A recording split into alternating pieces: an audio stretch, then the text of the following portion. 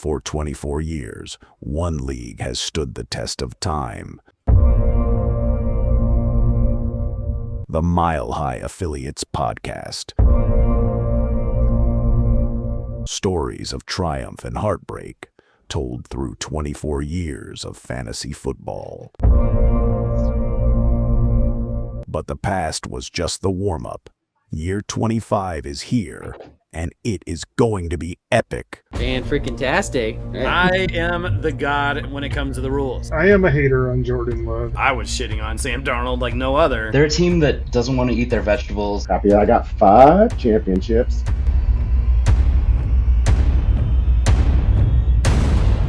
You are listening to the MHA Podcast.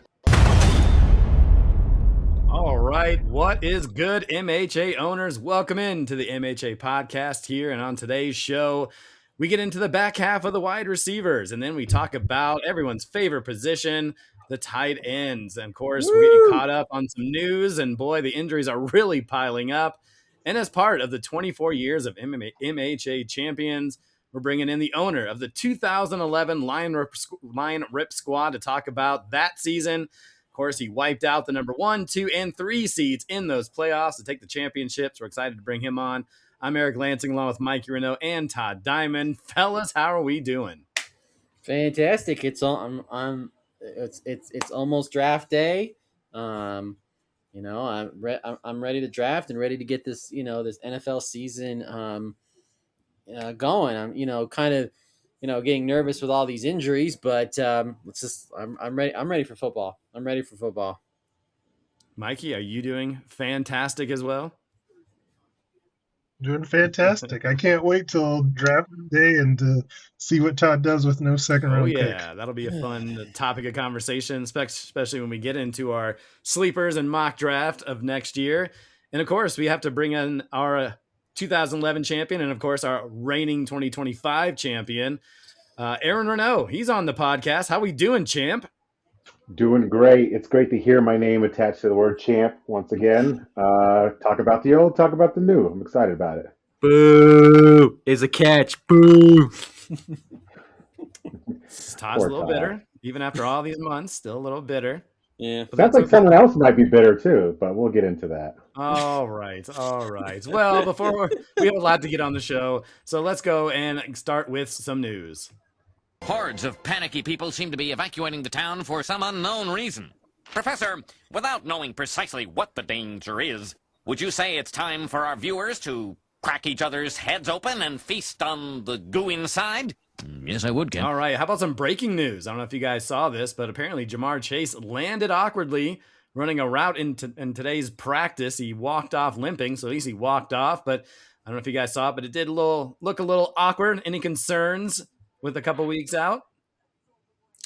He was able to kind of get up on his own power, so that's a good thing. So obviously, the starters weren't going to play in the last preseason game anyway. So just wrap him in bubble wrap and just hope he is ready to go for week 1. That's the most important thing. One guy that did not avoid major injury was Houston wide receiver Jaden Higgins, who tore his ACL, and he is out for the season. And that prompted our next little news note here as the Texans decided to trade for Kayshon Boutte from the New England Patriots for a 2028 7th-round pick. Mikey, does this get you excited about Kayshon, or does it just does not matter in the end of it? I think it gives him a better opportunity than he probably had in New England with their kind of crowded wide receiver room.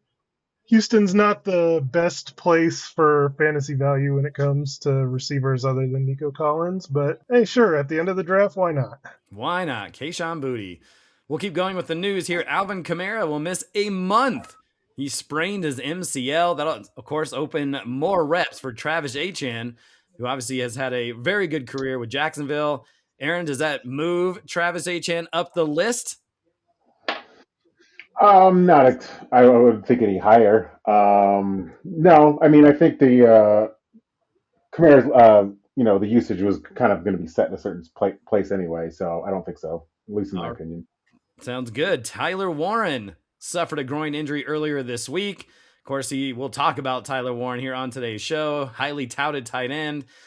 He may not practice the rest of the or at least the rest of the preseason, but they're saying he should be ready for week 1. Speaking of tight ends, Sam Laporta dealing with a hip injury. He could miss week 1. We'll see if that plays a factor in our rankings here as we get to tight ends. According to ESPN, George Kittle visited his orthopedic surgeon, and he said that he's very encouraged that he could play week 1, a very quote legitimate chance to play in that season opener. So we'll keep an eye on that as we get closer. Some bad news for the Chargers offense. Their starting center suffered a season-ending knee injury. So now a rookie will take his spot in the lineup or in the line. And of course, that was a big problem for the Chargers last year. The offensive line could not stay healthy. Of course, we saw the ramifications of what took place there. So bad news there if you're on the Chargers side of things. And I was definitely one of those guys. Cardinals waived former third-round pick running back Trey Benson. And of course, James Conner, he's dealing with a foot issue. So for all those that are excited about the rookie running back in Arizona, this might open a lot of opportunities for him. And the last thing I have is in some other running back news. Kareem Hunt visited the Lions today. Are we excited about Kareem Hunt joining the Lions, or is this more about Isaiah Pacheco not as good as we think, Mikey? Yeah, it's probably the latter. So. Kareem Hunt keeps coming to take Isaiah Pacheco's job away from him. I mean, obviously, it sounds like Detroit, as much as we're wanting Jahmyr Gibbs to be exactly the man, 25 touches or whatever, they want a relief guy, it sounds like. So there you go. Kareem Hunt might be drafted late in drafts. Those were the big ones. Really? Just depends on, I guess we'll see if he gets into the final preseason game. I don't know. It depends on how long it's going to take him to kind of get into running back shape at 31 years old. I don't know. Retread. Don't fall for it, gang. Don't fall for it. Aaron says, stay away. Stay away. Okay, let's talk about 24 years of MHA championships. 24 years of greatness. Acknowledge me! And we get to acknowledge our guest here today, the 2011 Lion Rip squad, who finished that season with a 7-7 record, snuck into the playoffs as a 6 seed, and then proceeded to have quite the playoff run. During the season, a quick start for Aaron's squad, who won the first 4 games of the season, finished 3-7. But getting into those playoffs, they defeated number 3 seeded notorious CUP 140-134, then defeated top seeded Lemonheads 178. How about that number? 178-153 in the semifinals, and then went on to win that championship against 2 seeded Bayern Munich 152-133. The floor is yours, champ. What do you remember about this season? And, 2011 feels like a long time ago, and for you, that's a big time champion. It does feel like a long time ago, and I couldn't help but notice you got a little bit snippy when you said snuck in at 7-7. Though I have to acknowledge. I heard it too. I heard it too. I have to acknowledge that when Mikey sent me the outline of this team, and I looked at it, I was like, how did this team even win the championship? I was like, hey. Stop it. All right. We're going to get into how it happened. I'm sorry. But yeah, 7-7. Was surprised to see the roster. I mean, what do we got over here? Dwayne Bowe. I forgot he even existed. How did that happen? But yeah, what I remember about that team is I remember being in Tucson, Arizona, watching like Vince Neil sing "Girls, Girls, Girls" and like drafting at the same time as you guys. And I think I drafted the first half of that like by like a Nokia phone or something crazy like that. And then I think Mikey finished that draft off for me and managed to pick up nice 15th round Jordy Nelson, which actually went on to help me through the rest of the season. Yeah, it was hard to kind of recollect my thoughts when I was going back here. I was like, okay, I see what happened here. Like I lost quite a few games, but I like had a giant scoring output in the ones that I did win. And then, of course, I think this is sort of the season that Marshawn Lynch came of age, and he really really peppered the number one seeded Lemonheads, and really made Eric very, very sad that week. I remember that weekend very distinctly how upset Eric was, and I don't think Eric's won a championship since. Am I correct? I think I. No comment. Well said. I'm here. I, No, I think he had number one seeded Lemonheads, fantastic year, and I did so much psychological damage to Eric. I think in this one season that he's never really recovered. Oh, that is, come on, man. That is well said. The one thing I remember, and maybe I'm wrong, but because I don't have the best memory, I feel like I was down. I think, did Roddy White play on Monday night? And Roddy White had a big week that week as well. Yeah, and I think I was like walking downtown. I don't know where I was going. I think I was going to a book signing for someone in the journalism department, and I was walking by a bar, and I was looking in the window, and Roddy White scores a touchdown, and I'm, of course, all peeved off about it. I believe that was the same year. And I was just thinking, like, man, oh man, I had such a good season. I was the number one seed, and then Aaron comes in with his 6 seed nonsense, and then season's over, just like that. Thanks, Roddy. Just like that. Yeah, and it is ironic though. It was a Falcons player that kind of that was kind of the difference maker. In that matchup. Wonder where I wonder where I've heard that one before. Stupid Bijan Robinson. But I think if I kind of pulled it back to some of the things that happened with maybe like Todd's last championship, last champion that you guys discussed. I don't know if it was last week or the week before. 500 record, kind of average middling team. Just had a bunch of players that put it together in the last 3 weeks. I think it's kind of the same storyline. If you can get the right roster at the right time, you still have a chance. So always, if you think your team's going to get to the playoffs, always have that, front-facing mentality and kind of stack your roster towards the playoffs. If anything, Aaron, like Tom Brady was my Christian McCaffrey. Like I had like a staple player, like the foundation of my team. But like you said, having other players that just kind of trickled in and just happened to put up a lot of a lot of points when you needed it the most, if that makes any sense. Todd, your love affair with Chris McCaffrey must stop when it comes to talking about my teams. I know. And there's a lot of people in New England that wouldn't be happy with you equating the two. I know. I was just using that analogy I was using the analogy of Tom Brady. Okay, Tom Brady. Mikey, is there anything that you remember about this team, or should we get on to our wide receiver talk? No, just that I do remember that Aaron was right. So he was. I couldn't remember what exactly the situation was. I just knew that he wasn't there at the draft because I remember it was at your guys' place on Florida. And I do remember drafting for him at the end. So yeah, now he could put it together. He was in Tucson. And yeah, and it wasn't just Jordy Nelson, it was Darren Sproles at the end there too. And both of them were very big contributors. My team wasn't that no, because my team sucked. Like my team wasn't even that good that year. So yeah. The point is Marshawn Lynch came of age and destroyed Eric forever and ever in a way that he will never ever recover from. And still hasn't to this day. Thanks, Aaron. It's so great to have you on the podcast. I can't wait till we have you on, 4 more times? Whatever it is. I'm going to go to Tucson for the next time he's on the podcast. And the team that destroyed you was my worst team. So. Oh, come on. Oh, okay. We should get into this wide receiver talk. We got 14 minutes in.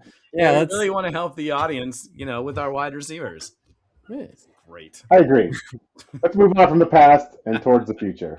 Congratulations, Aaron. You're forever immortalized in our 24 years of champions. Okay. Wide receivers part 2. From last week's show, if you tuned in, you heard about the big dogs and the guys that were trying to nitpick and who needs to be number 1, number 2, all that fun stuff. But now we're kind of at the back end, and we're actually going to talk about kind of position battles on the same team. So I'm going to give you 2 wide receivers from the same squad, and you guys are going to tell me who would you prefer to go to. And so we have quite a bit here. We'll see how fast we get through it. Maybe we get through them all. We want to get to our tight ends. I feel like there's some good talk there. So we'll kind of gauge it as we go. But we'll start with the Arizona Cardinal wide receiver duo.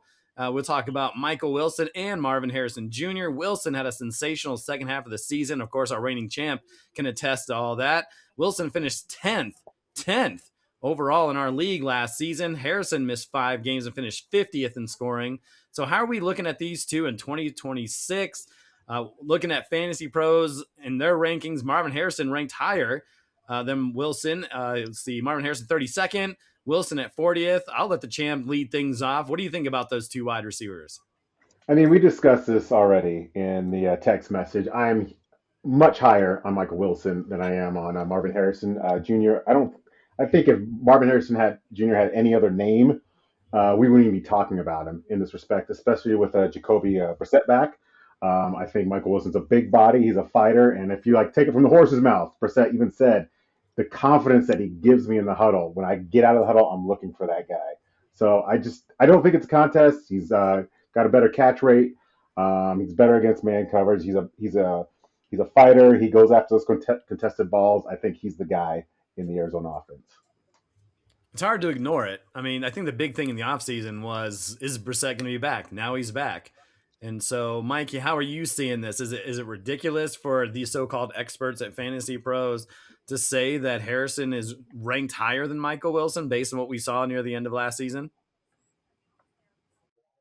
Not ridiculous. I think what they're looking at is Harrison kind of goes back into just the way they're going to run this offense, goes into that, quote, number one receiver role, which he wasn't in at the end of the season because he was hurt, and Wilson kind of took over that place.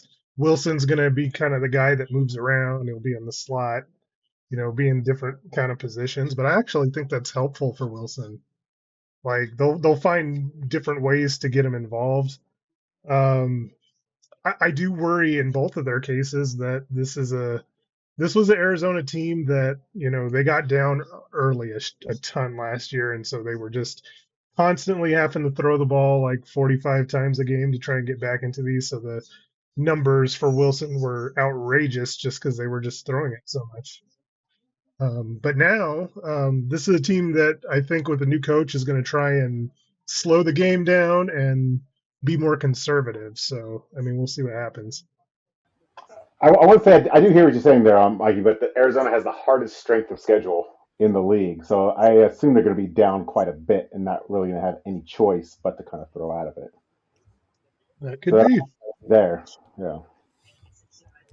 Todd, quick thoughts. Who do you like more, Wilson or Harrison? Oh, Wilson. I mean, I'll admit that I was wrong. When Marvin Harrison, first came in the league, like, oh, he's going to tear it up, and he hasn't. And Michael Wilson right now and for the foreseeable future, unless Marvin Harrison Jr. just, finds it somehow. But it's Wilson, and it's not even close. All right, let's move on to our hometown Broncos. I know Todd's going to love talking about this one. Cortland Sutton versus Jalen Waddle. A lot of buzz about Waddle here this season. He's caught, one pass in the preseason so far, but it was a good one. I'll let Todd start. Who are you drafting first? So if I'm just looking over, I think Waddle is by far higher on most people's lists. If I'm just going through Fantasy Pros and how they're kind of ranking things, they have Jalen Waddle 19, so a top 20 wide receiver, and then Cortland Sutton 37th. Where do you have him? Not necessarily ranked, but who do you like more? Oh, Waddle, yeah. Hands down. You've been talking about Waddle like he's the all-time great. I mean, the day the Broncos traded for him, I was like, yes, finally, we got our Emmanuel Sanders, DT, all kind of rolled into one. A playmaker that can stretch the field, who can get the speed. I mean, I'm not saying he's them, but I'm just saying just that type of player. We just haven't had, a player like that in a while. And I'm all in on Waddle. I mean, I said it. I said at the beginning, what Waddle's going to do. Waddle's going to, put up the numbers that Michael Thomas did. And I know Mikey, said that's not how that's not how Sean Payton works, but he's going to spread the ball around, et cetera, et cetera. But no, I think Waddle's the clear cut number one. I really, you don't trade, regardless of where the pick was for the Broncos. You don't trade that pick and give up what you gave. I mean, I don't think we personally. I mean, people say we gave up a king's ransom. We didn't give a king's ransom. There was first round pick. We swapped a couple, but Waddle's going to be that playmaker for the Broncos. Plain and simple. Feed him the ball. End of story. End of story. Just so everybody knows what Todd means in terms of all in, he has him ranked 9th amongst all wide receivers. Holy smokes. Aaron's chuckling. I'll let him respond. Well, you know what scares me is I don't entirely disagree with Todd. I think Cortland Sutton's best days, production-wise, are behind him. I think they're still going to use him to stretch the field, kind of get those sideline throws. But I think he's going to be more of a touchdown-dependent guy that kind of gets those contested balls. They got Waddle to kind of handle the short-range, kind of intermediate section of the field where I think Bo Nix prefers to work. They needed someone that could kind of get that separation going horizontally, and I think Jalen Waddle could do a lot of damage there with his speed. And so, yeah, I agree with Todd that if you're going to go someone, I would prefer to go Waddle first over Sutton. Is he the first Aaron? Is he the first Bronco that will be taken overall anyway? That's a harder question to answer, but I think probably yes, because I think there's too many questions with the running backs and quarterbacks. Most likely to wait. Yeah. Okay. Cool. Mikey, you say it. We've seen the history of Sean Payton. It's just too much. I don't know. I mean, there's too many mouths to feed for any of these guys to be ranked that high in the top 20. Is it strange to say that, or do you feel Waddle's going to be this guy that's going to put up these type of numbers where he's top 15, top 20 worthy? I do have Waddle in front of Sutton, but I actually have them pretty close. Like I just have so much years of history evidence that I have with Sean Payton and knowing what's going to happen. Like I honestly don't feel like Sutton's role is going to change at all. Like he's still going to end up, with his 70.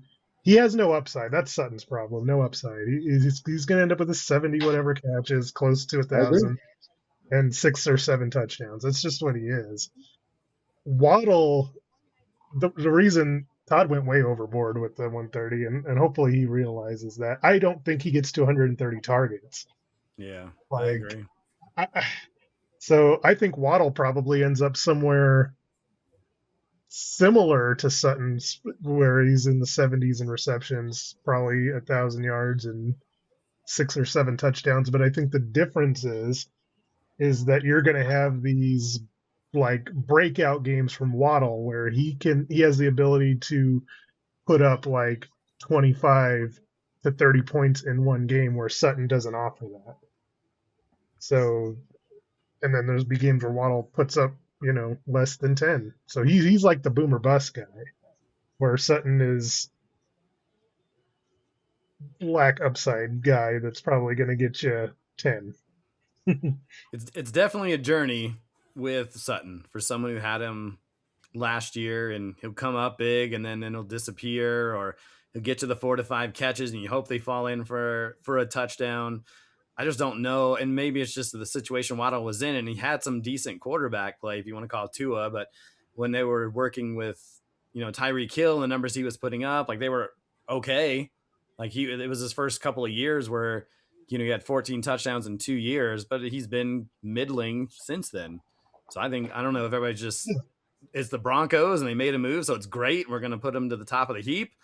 I don't know. I don't know if I'm feeling Jalen Waddle as much as everyone, but maybe I'm just missing out. I mean, I believe in Bo Nix, but they're going to run the ball. They're going to spread around to all 4 or 5 of their wide receivers. I think it's a bit much to get that excited about it. They're going to find ways to get Pat Bryant and Troy Franklin and R.J. Harvey passes. Marvin Mims, I hear about. Yeah, Marvin Mims, yeah. Yeah, I don't really think of it as a 1-2 versus 2 situation as much as it's like a complementary situation. Yeah, I agree. One guy does it, the other one doesn't. Yeah. Well, we'll keep moving on here to the Jaguars wide receiver situation and Parker Washington versus Brian Thomas Jr. Of course, we know Thomas had a sensational rookie season. Then injuries derailed his second season. Last year, he finished 46th amongst our wide receivers. And Parker Washington, he finished 28th, and he definitely picked up the slack when Thomas was out. He finished the season red hot, 19 PPR points or more in the final 4 games. Aaron, how are you feeling things with Trevor Lawrence and this duo? I mean, it's almost sort of a similar situation, isn't it? Except on a lesser level. With Parker Washington, kind of the speed and the separation, kind of he provides you. Obviously, Brian Thomas on a much lesser level compared to Cortland Sutton. And yeah, he didn't look great last year. He got hurt. I think it was like a wrist injury. Some people said he had the case of the yips. Who knows he's going to come back from that? And plus, they've got a lot of mouths to feed over in Jacksonville. No one knows what's going to happen to Travis Hunter. They still got Jacoby Myers kind of doing a whole lot of nothing over there. So it's a difficult situation, but if I had to place a bet on somebody, I'd place it on Parker Washington because I think there's more stability there in terms of production. Yeah, Parker Washington, I hear a lot about, whether I'm going through my social media stuff or reading stuff online. They really feel like he's going to be the big breakout guy. Todd, do you feel the same? I don't know. I have Brian Thomas a little bit higher ranked. I think he's gonna have a bounce back. Yeah, I'm just not a big fan of Parker Washington. I think Brian Thomas is still, my mind is still the number one. I think, and he can get back to that, that rookie type year he had this year. Brian Thomas ranked 31st. What did I have? I don't even know if just like Garrett Wilson, I don't think I ranked Parker Washington. Yep, see, just the Wow. Unranked. Well, I think oh no, hold on a second. Wait, hold on. Wait, no, I have him at 44. Sorry, I didn't scroll down far enough. Sorry, didn't scroll down far enough. A lot of so 40. I have him ranked 44th. Mikey, what say you? So I completely agree with what Aaron was saying. Like, there's the Jacoby Myers of it all completely muddies the situation there because he's like a possession guy. Brian Thomas turns into like the down the field threat if he doesn't drop the ball. Parker Washington's probably more reliable as a guy that they can move around, speed guy. I just have a feeling that as far as receptions and yards, these guys are going to be pretty close to each other. And then it just comes down to who scores the touchdowns, which is going to be a difficult one to guess. Because if you're on Todd's train, Brenton Strange is around. And of course, we just talked about Travis Etienne and what he's able to do in the red zone. And so a lot of mouths to feed there as well. So I guess the lesson from all of this is make sure you get Bo Nix and Trevor Lawrence on your team because the weapons are there. Let's go over to our next wide receiver duo, and this might be an intriguing one. Is Luther Burden III, another big kind of fantasy breakout candidate, and Rome Odunze, who opened the season on a tear, snagging a touchdown in his first 4 games. He then went on to miss 5 games. He ended up finishing with 44 catches, 661 yards, and 6 TDs. And then in that time, Odunze was out. Burden took over. Finished 52nd, which doesn't sound great, but he got a lot of that in the second half of the year. 47 receptions, 652 yards, and 2 TDs. Of course, the Bears offense is all the rage these days. Todd is super huge on Burden. How are we feeling about these two, Todd? Oh, Burden all the way. Burden's going to be the number one wide receiver in that offense. Yes, it is warranted to the ends of the earth that he's gonna be a breakout candidate. Yeah, I mean the sample size wasn't as much. I mean the touchdowns only 2, but I'll to borrow a phrase that Aaron likes to say, the eye test.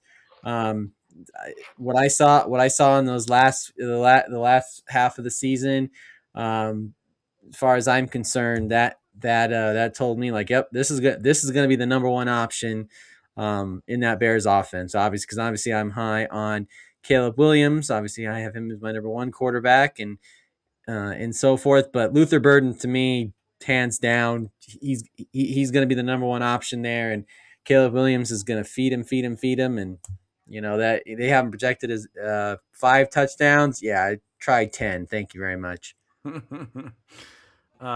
Mikey, how are you going to explain to Todd that he's not going to get 10 touchdowns because of DeAndre Swift and Colston Loveland and Odunze's there too? It seems like, again, a situation where there may not be enough for all of these guys to be fantasy worthy. I was just wondering what it was about the last 3 games he played, last season during the playoffs where he had 9 total catches and 0 touchdowns that impressed him so much. I don't get it, but people it's love just- him though. People are saying he's got just this talent that they can take him up to the top 15. That's ridiculous. Mikey's not having it. Mikey's like, nope, not today. I think he's just trying to figure out why the love is there. I mean, Odunze showed what he's capable of, and it was a little more productive early on in that season. But there was something about Burden that people just are just sky high about him. It's the big thing that I'm reading is like Luther Burden's most equipped to kind of fill the role that DJ Moore left behind with his speed and kind of his horizontal ability. So I don't know. So there's targets. That's a lot of it. Yeah, there's more targets available, but if you really believe that like Colston is going to kind of make another step up on progression, kind of get more of those end zone targets, like I said, there's like a lot of mouths to feed here as well. That's right. So where does Burden fall in that pecking order? We got, like Eric said, with Swift, Loveland, Odunze, and Burden. So like even if he's better than Odunze, then maybe he's third in the pecking order behind Swift and Loveland. I don't know. There is a lot of mouths to feed, but no like clear cut number 1 option, at least in my opinion. But I think Burden does enough to leapfrog and get to that number 1 spot. I know. What is it? What is it about what he does that makes you want to have him leap over? I think he has that capability of obviously going across the middle. He's got the speed you want. He can stretch the field too as well. And I don't know. There's just something there that just screams breakout, and that he could be that number 1 option. In that offense, even if it's 1 or 1A, that's as far as he gets, but enough where it's justifying, 10 touchdowns in everything. So that's why I look at it. Well, let's move on to our final wide receiver battle as Michael Pittman Jr. takes on DK Metcalf, both with the Steelers, both with Aaron Rodgers. Last season, Michael Pittman finished 16th overall, 80 catches, 784 yards, and 7 TDs. Metcalf, 26th overall. He had 99 targets, 59 receptions, 850 yards, and 6 TDs. A big thing about this offense, looking at, how the wide receivers landed in terms of receptions with Aaron Rodgers. Last year's Metcalf led the wide receivers with 59 catches. Calvin Austin, the third, only had 31. And so where did all they go? Where did all these receptions go last year? Well, Kenneth Gainwell had 85 targets by himself. He's obviously out of the Steelers lineup. So is this going to end up helping Pittman, Miguel? How are you seeing things between Pittman and DK Metcalf? Yeah, I actually like Michael Pittman Jr. here. I think the whole reason for bringing him in was because at this point, Aaron Rodgers can't really throw the ball down the field, and that's why Metcalf's numbers suffered for it. I'm sure there were plenty of times where Metcalf was open and Rodgers and his old man arm couldn't get him the ball. So they bring in a possession receiver in Pittman after losing Gainwell. And so I think a lot of those targets are going to go on probably like 7-yard slants or comeback routes, and Pittman will be able to, be a good PPR option in fantasy for the Steelers because, it's going to be a lot of short passes. Fantasy Pros has DK Metcalf and Michael Pittman back-to-back at 35 and 36. What do you think, Aaron? I think that's a perfect place to yawn at both of those options. But I think Mikey is, absolutely right. I think Aaron Rodgers and his ayahuasca-addled brain is not very good at getting it down the field anymore. And I think someone like Michael Pittman's very physical and very good at catching those contested balls. So I think that's sort of where he fits in. And I don't know. I don't know that I have high expectations for either in this kind of situation, but I think if you were to go with somebody, I think it'd be Pittman. Though I think you'd have to be prepared for a lot of boring weeks where he just gets 10 points and no touchdowns, that kind of thing. Agreed. Todd, you agree with the group? This is gonna be a clean sweep. Yeah, because I have him ranked over DK. It's There you close, go. but Michael Pittman. Yeah, I think it's close for everybody. It's just 1 week is going to be Pittman. Maybe 1 week is going to be Metcalf. Of course, Jalen Warren still in the mix. And it's Aaron Rodgers. So I do think, Metcalf ends up touchdown dependent as well. Yeah, in this scenario. That's probably fair to say, 100%. All right. Well, let's get into some tight ends. What are we at here? We're about 30 minutes into the show. So we have plenty of time to get through our tight end talk here. And let's just go back and see how the last year's tight ends finished. Of course, Trey McBride was hands above everyone else and the number one spot, 253 points, 169 targets, had the most receptions ever for a tight end, 126, 1,200 yards and 11 TDs. Kyle Pitts finished second overall, 164 points. He had 88 receptions, 928 yards and 5 TDs. How about Jake Ferguson from Dallas, number 3? He had 158 points, 82 receptions, 8 touchdowns, and 600 yards. Dallas Goedert finished fourth overall, 155 points, 60 catches, 591 yards, and 11 TDs. And he did that in 15 games, so he missed a couple of them. He could have kind of cruised up to the third or even second spot if he could have done some damage in those final 2 games. Travis Kelce, 108 targets, 150 points, 76 receptions, 851 yards, and 5 TDs. Harold Fannin Jr., he finished 6th with 149 points, 72 catches, 731 yards, and 6 TDs. Tyler Warren, as a rookie, finished 7th overall with 147 points. He had 76 catches, 817 yards, and 4 TDs in 13 games, mind you. Brock Bowers, he missed some time last year, but still finished 8th overall with 142 points, 64 catches, 680 yards, and 7 TDs. And how about Hunter Henry? Of course, Drake May has to throw it to somebody there, and he got it to him for 7 touchdowns, 140 points, 768 yards. Finishing 10th was Dalton Schultz, 138 points, 82 catches, 777 yards, 3 TDs. Juwan Johnson, he also had 3 TDs. Finished 11th with 77 receptions. And rounding out the top 12 is George Kittle. He ended up with 130 points, 57 receptions, 628 yards, and 7 TDs. So let's get into it. Obviously, the top 2 are above everybody else. Brock Bowers and Trey McBride.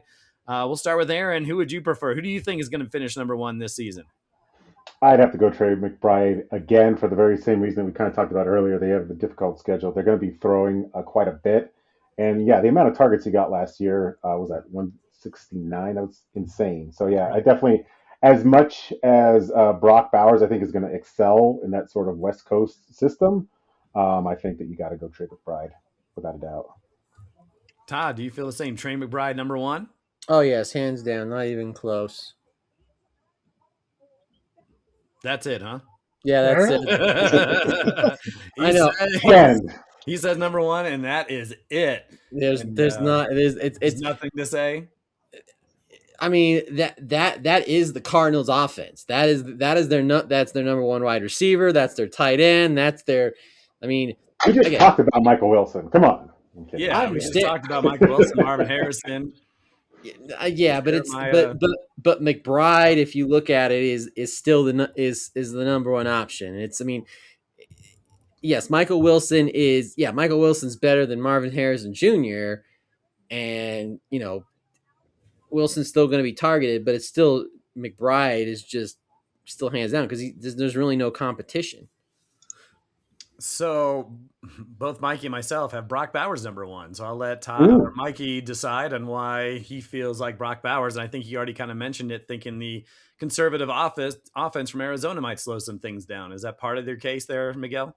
It's part of it, but I also like I just thought and not taking fantasy into account, but like if I was just drafting, I think Brock Bowers is actually like the better player.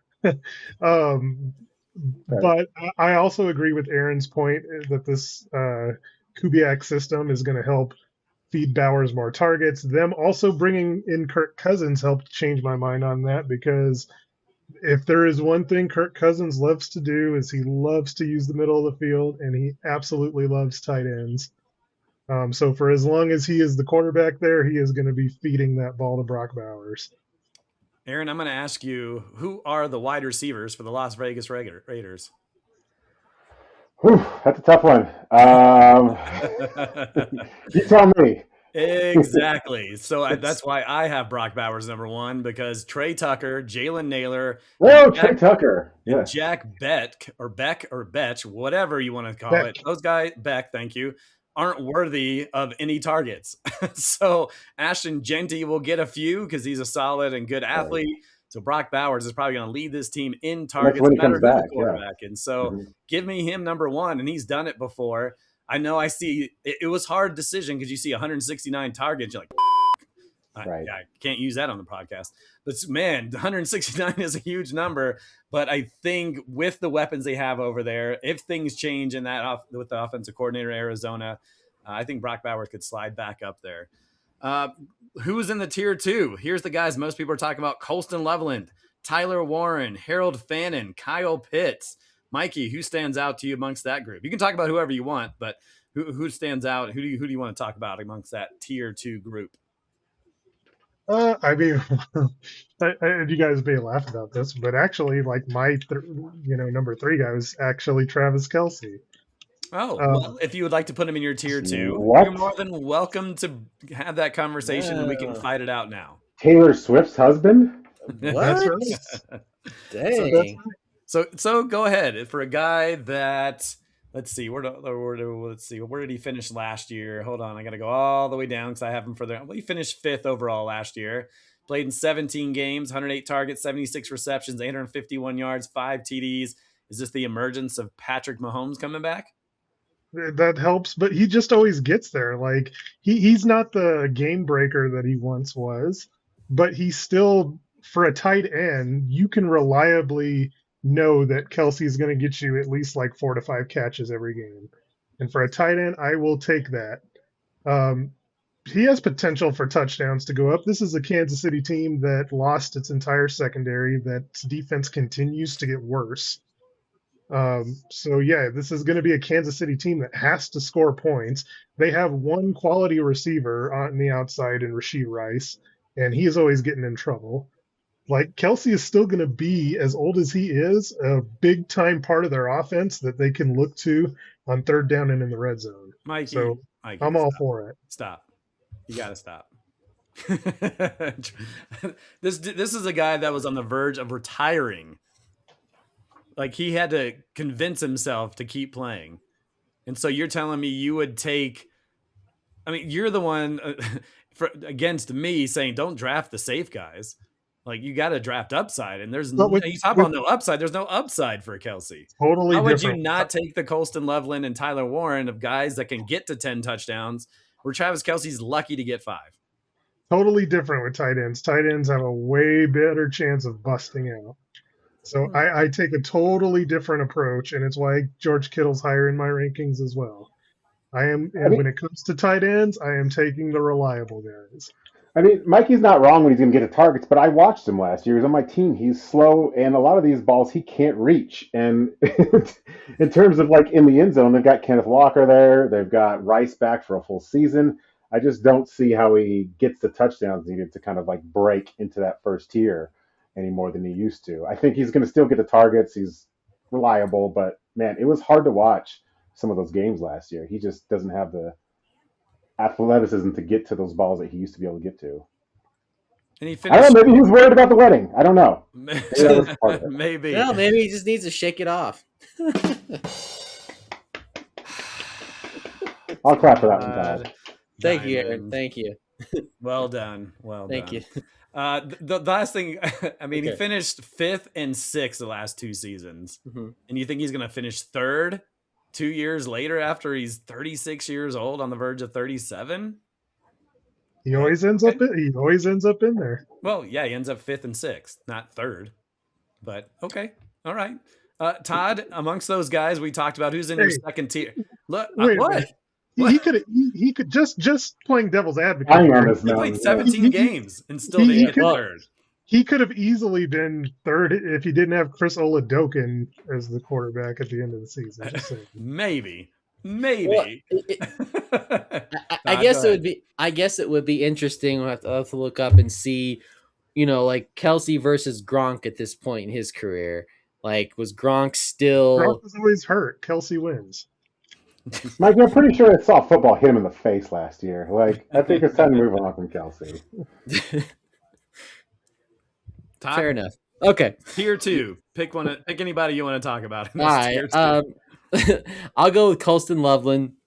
Might as well just keep this Chicago Bears love fest going here. You do love this Bears offense, don't you? Yeah, I know. This is just there's just not. Hey, when when fantasy football starts and the rankings come out and all this, I go, you know what? Bears offense is going to be good this year. So yes, Colston Loveland again. And obviously, just a few minutes ago, I pretty much anointed Luther Burden as the greatest wide receiver of all time because he's going to be the number one option. But Colston Loveland, he may be 1A in that offense between Burden and himself. So I like Colston Loveland. Again, if I think that Bears offense is going to be what I think it's going to be, then I think Loveland. I think there might be a run on tight ends in the first 2 rounds. I'll do a bold prediction that that a lot of teams In the owners first will. 2 rounds, you're out of your mind. Well, maybe rounds 2 through 3. I'll Well, say he's 2 just through saying because he doesn't have a pick, so he doesn't have to worry about it being him. The thing I'll say about Loveland is Okay. he really picked up his pace from week 7 on. He was a top 5 tight end in terms of targets, receptions, yards. And of course, anytime you see someone have a big time game in the playoffs, that's going to kind of echo with them in the offseason. He had 8 catches, 137 yards, and 15 targets versus the Packers in that game. And so I think he's obviously a guy that's people are going to be super high on in that offense. And so I think, yeah, obviously huge, big time. He has the opportunity to kind of jump into that maybe 2 or 1 range if he stays healthy, and maybe the other 2, whatever the case, quarterback issues, they get hurt. Aaron, in terms of like those guys, whether it's Tyler Warren, Loveland, Kelsey, who else do I have? Harold Fannin, Kyle Pitts. Is there anybody that stands out to you in that group? Those I'm going to swing for more on the more conservative side. What I wanted to say was like Kyle Pitts. I was looking at to Mikey's point, he did most of his damage with Kirk Cousins in. So I think to Mikey's point regarding Brock Bowers, I think that's a good look there. But as much as I like Colston Loveland and his ability to stretch the field, I think Tyler Warren's got a pretty big opportunity here. Pittman's gone. Obviously, they're going to still look to Taylor when it comes to getting into the end zone, but they don't have a whole lot of other options with Daniel Jones in there, aside from, was it Alec Pierce, and he's more of like a vertical guy. So I could see Tyler Warren getting a lot of end zone opportunities in this particular way this team is set up. Hey, what's with the Keenan Allen hate over I was just going to say, Keenan Allen was signed not too long ago. Yeah, you saw me yawn to that announcement as well. Yes, Aaron. Thank you, Aaron. Thank you. Is he injured yet, or we're just Yeah, kind I of was gonna say, waiting it is he- out? He's I don't not even have injured, him. but Alec Pierce is out right now, and Josh Downs is questionable. So he might be number 1 on the first day of the season. We'll see. But that's even better for Tyler Warren, who had 7 games when he had 10 or more points.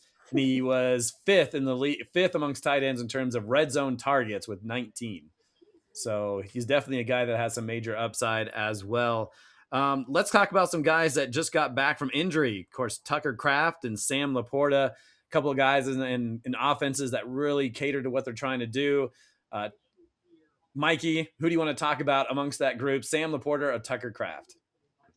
I'll talk about Tucker Kraft. I mean, I really want to like Sam Laporta, but he keeps getting hurt, and he's coming off a back surgery, and that's kind of scary. He's got a hip injury right now. Yeah, He might miss the first week of the season. Yeah, I mean, Tucker Kraft was really coming on before He was awesome before he got hurt. Before his big time injury last year, and Green Bay's kind of looking for options in their receiving room after losing Dontavian Wicks, and Matthew Golden wasn't really anything last year, and so Christian Watson always gets hurt, Jaden Reed's always hurt, so yeah, I mean, Kraft can be a big time weapon for them. he could help them out in the red zone so that they don't just have to rely on running Josh Jacobs into the ground. So, yeah, I like him a lot. So 2024, he had 50 catches, 707 yards, and 7 TDs. So showing that he has the ability, kind of breaking out. 7 touchdowns is a lot for a young tight end. And then last year, obviously he got hurt, but if you projected his stats over 17 games, he had 68 receptions, over 1,000 yards, and 13 touchdowns, which would give him 191 points, which would have placed him second overall amongst all tight ends. And so he's been participating in 11 on 11 drills. Of course, he's coming off that torn ACL, but it seems like he's on pace and could be ready by week 1. But everybody keep an eye on that as we get closer. Aaron, do you want to talk about Sam Laporta at all? I mean, obviously the back injury I think is scary, and I think he's already banged up again. Or was it his hip? So he's got all the talent, he's got all the skills, he's got the sweet hands, he's got the moves, but he's also in a situation where he's um, competing to be fed in a lot of different ways, especially in the end zone. So I think Kraft, even though he's coming from the ACL, is maybe a safer move here, but I think there's a lot of upside of Laporta. So I guess the best thing you could look at is that you could probably get a pretty good, decent deal out of Laporta on draft day, hypothetically. Yeah, if you might be able to wait on him, and we'll see what people think about Tucker Kraft. I think people know what he's capable of, and same for Laporta. In 2023, the Lions tight end had 120 targets, 86 receptions, 889 yards, and 10 TDs, and that was all as a rookie. So he's capable of doing it, but is he capable enough of staying on the field? Todd, do you like Laporta or Kraft more? Kraft more. I have Kraft ranked 5th, Laporta 8th, and so a 3-point difference there. But no, Kraft for me, just because again, it's the wide receivers injured or inconsistent. Kraft seems like he's Jordan Love's safety blanket and so forth. So yeah, I'm a little high on him. But again, it's just the injuries. It just seems like injuries all across the board so far. We haven't even played a actual real down of a game that counts for football. So for me, Kraft at number 5 would be, I would rank him ahead of Laporta. No love for Kyle Pitts, who finished 2nd overall last year. Yeah, Kyle Pitts can go F himself in his face. Wow. How many of those points came in that Tampa Thursday night game? Is what I'm 37.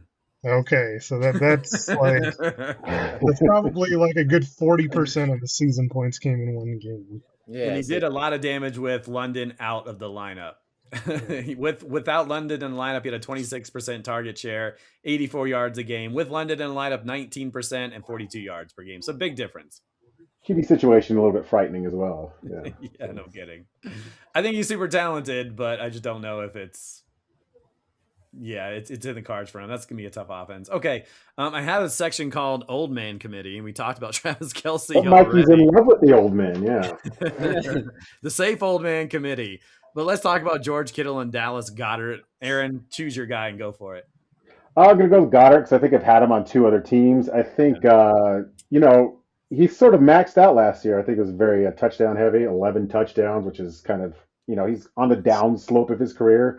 He's in the 2 seasons I have had him, he's never played through an entire season. So you're not going to get, the whole, 16, 17 out of him. So, I mean, I'm not ranking him very high. If you missed the boat on the tight end run, which will not happen in the first or second, Todd, then maybe you can kind of like swipe him later on. But not a whole lot of upside there. I would not expect him to reach the numbers he did last year. Yeah, 6 games of 10 or more points over the final 5 weeks. He had he had 4 of those 6 games over the final 5 weeks. So he picked it up a little bit late. Obviously, without AJ Brown, maybe that helps his targets a little bit. But it'll be Devontae Smith. Of course, Mekhi Lemon was a high draft pick, and we'll see how that kind of goes for him. Mikey, do you want to talk about George Kittle? Yeah, I also just want to mention with Goddard, that 11 touchdowns, that's such a fluke. And they brought in a new OC too, so and drafted a tight end in round 2 or 3, Eli Stowers. So yeah, I don't like Goddard at all.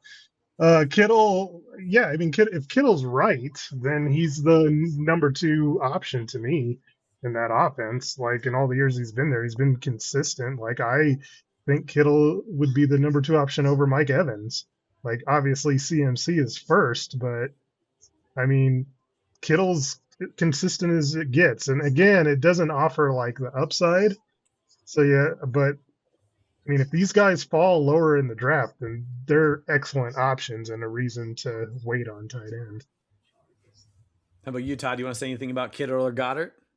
Just with Kittle, I mean, obviously the 49ers wide receiver situation isn't great, so Kittle might end up being, 1A in that offense when it comes to targets. I mean, Striblin is another guy that we'll talk about maybe when it comes to, surprises or or breakout player or whatever it is. But yeah, Kittle to me, could be that one. It could be that 1A option next to CMC. Okay, so we have about 6 minutes left to go in the show. We have one more with tight ends with great quarterback situations: Dalton Kincaid, Jake Ferguson, and Hunter Henry. Todd, I'll let you pick a guy and roll with it. Ferguson, again, that's another offense that I'm very high on. As the Cowboys' offense, and Ferguson, yeah, I mean, he's probably going to be the the third option there, but especially, but how high powered offense that Cowboys offense can be, I to me is worth even drafting a little bit higher. I have him ranked 14th among tight ends. So to me, again, it all predicates on, Dak staying healthy and everything, and so forth. But yeah, that just like the Bears offense, I could see those teams putting up a lot of points. Ferguson was second in the league amongst tight ends in terms of red zone targets with 23. But he did a lot of damage with Lamb out of the lineup. Aaron, anything you want to say about Dalton Kincaid or Hunter Henry? Well, I think Ferguson's the most reliable option here, but I think out of these three, I'd be, in terms of upside, more fan of Kincaid. I think, the Bills still haven't addressed completely, some of the lack of options for Josh Allen. He's getting older, maybe less likely to run, and I think Kincaid's a reliable option in the end zone. So I think there's a lot of upside there, and I think Hunter Henry is going to be competing for targets. It's very touchdown dependent with A.J. Brown. So I'd go Kincaid here. Yeah, Kincaid, he's solid when he's out there, but he's dealt with injuries, 2 PCL injuries in 2 straight years, but definitely has the ability, the agility to give him another option, give Josh Allen another option to get to find those targets, find the end zone. Mikey, what about Hunter Henry? Drake May, obviously they throw a lot there in New England. I mean, is there an opportunity for him to put up similar numbers as last year, 7 touchdowns, 60 receptions? He shouldn't be drafted. Let's be honest. Like, he finished 9th last year. See, but this is where the problem lies. Because if you're really looking at his box scores, you're going to find that Hunter Henry is probably good for 4 weeks. He's really good for 4 weeks, and good luck figuring out which 4 those are. And then he's going to be below average the other, 13 of them. So, yeah, no thanks. He had 24 points in one game against Pittsburgh, where he had 8 catches, 90 yards, and 2 TDs. He did have 22 red zone targets. So if you need someone, or if there's an injury, or you have a bye week, he's not a bad guy to pick up in the right matchup. Although with A.J. Brown coming in there, he's going to steal some of those targets. But he is an end zone option for Drake May. So there you go. Todd, what's on next week's show? All right. Well, we're just now 2 weeks away from draft day. So we're going to talk about some busts, some sleepers, and of course, my favorite, because I love a good mock draft. We're going to do a mock draft, fellas. You know what's going to be fun about that mock draft? Is not his second round pick. Oh, God. You know what? I take that back. No, it's not going to be fun. This is where you need to figure out what you're going to do with that first pick, because you can't mess that up. I agree with you 100%. I got to make it count. Aaron, you were going to say something? I said so much pressure on Todd, but I do want to know what Todd would have picked. on his second round pick had he not traded away. So And you're his saying use we was the could threat still to put beat him in me. there? Yeah. Okay. All right. We'll still put him in there and see what he would have picked, and then kind of go from there. Mike, are you excited for mock drafting next week, or are you more excited about who our busts and sleepers are going to be? I always get more excited about the busts and the sleepers because you get to hear some very interesting things from Todd Diamond. Yes, yep, that's true. That's 130 very. catches from Jalen Waddle in 2020. I think it was like 1,000 yards rushing from Mahomes one year, no, it was 20 touchdowns. That's what it was. 20 rushing touchdowns. The only Keep time I those got pie in the sky predictions coming, Todd. the only one I remember, the one year I got a bold prediction right was James Jones, that I told him that I said he'd get like 14 or 15 touchdowns, and he did. So that's the one bold crazy prediction that I actually got right. I think that happened in your dreams. I don't ever remember that happening. I do remember. No, I I a podcast at that point. You know what they say? A broken clock is right once a day, right? no, I do remember that one because I was very proud of that one. No, I know I think that's right. Were we doing podcasts in 2012? I don't think so. I don't think so. Todd's imagining it. All right, well, we got to get out of here. Aaron, thanks for coming on the podcast, the reigning champ. Of course, we'll have him on a few more times, and of course, you'll see him at the draft. Thanks for coming on, buddy. All right. Yeah, it was my pleasure. Thanks for inviting me on. Glad to reminisce with you all, especially you, Eric. Yeah, for Mikey Renaud, Todd Diamond, I'm Eric Lansing. We'll see you next time on the MHA podcast.